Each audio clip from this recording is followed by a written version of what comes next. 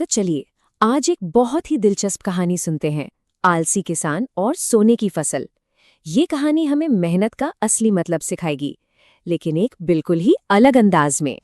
तो सवाल ये उठता है कि क्या सच में हमारी मेहनत सोने में तब्दील हो सकती है?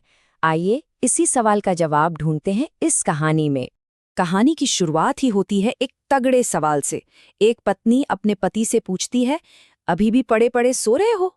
और बस यहीं से शुरू होती है कहानी की असली खींचतान, आलस और जिम्मेदारी के बीच। तो ये है हमारी कहानी के मुख्य किरदार, गोविंद। अब गोविंद के पास ना अच्छी खासी 3 बीघा जमीन है, लेकिन दिक्कत ये है कि उसे अपने खेतों से ज्यादा अपना बिस्तर प्यारा है, और उसकी इसी आदत की वजह से उसकी दुनिया जैसे थम सी गई है। अब जरा देखिए कि गोविंद की दुनिया और दूसरे किसानों की दुनिया में कितना फर्क था। जहां एक तरफ बाकी किसान मेहनत मजदूरी करके अपने परिवार का पेट पाल रहे थे, वहीं दूसरी तरफ गोविंद का दिन कैसे निकलता था?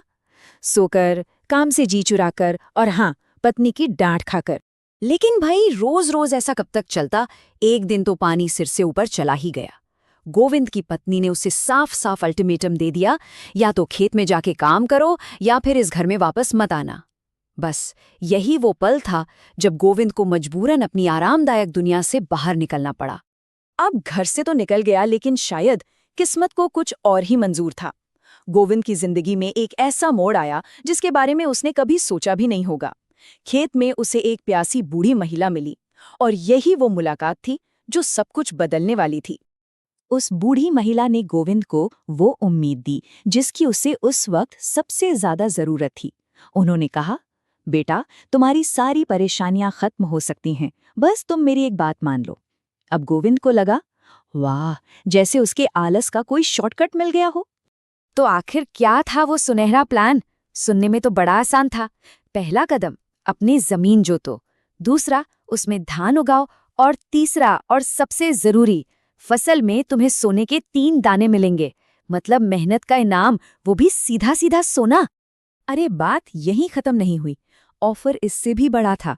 वादा ये था कि अगली फसल में सोना डबल हो जाएगा। अब सोचिए, गोविंद जैसे आलसी इंसान के लिए इससे बड़ा मोटिवेशन और क्या हो सकता था, है ना?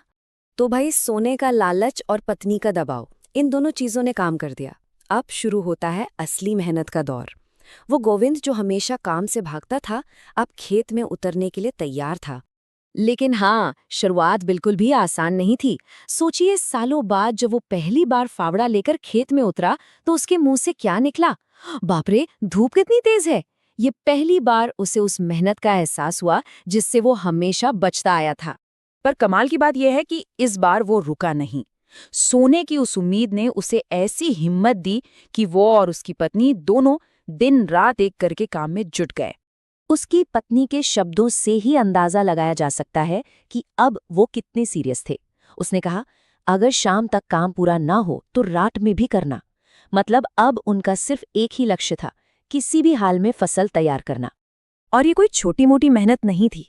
जरा सोचिए, जमीन जोतने से लेकर बीज बोने, फिर धान को पानी देने, रात रात भर जागकर चोरों से फसल की रखवाली करने, और आखिर में एक एक बाली को अपने हाथों से काटने तक। उन्होंने सच में इस फसल में अपनी जान लगा दी थी। और अब आता है कहानी का सबसे बड़ा ट्विस्ट।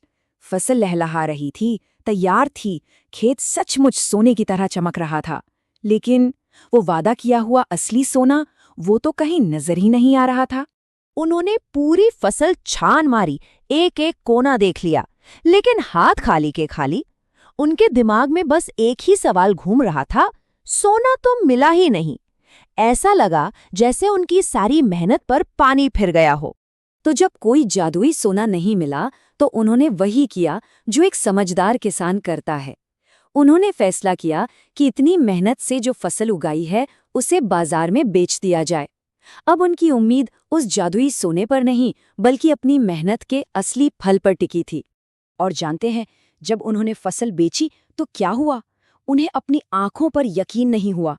बदले में उन्हें इतनी बड़ी रकम मिली, इतनी बड़ी कि उन्होंने अपनी पूरी जिंदगी में एक साथ इतने पैसे नहीं देखे थे। बस उसी पल उनकी आंखों के आगे से पर्दा हट गया।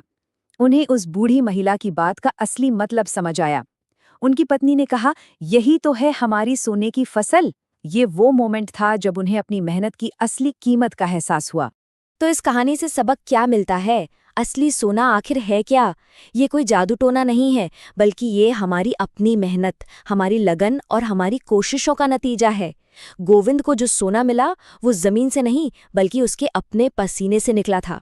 तो अब सवाल ये है कि हमारी जिंदगी में वो कौन सी सोने की फसल है जिसे हम अपनी मेहनत से उगाना चाहते हैं।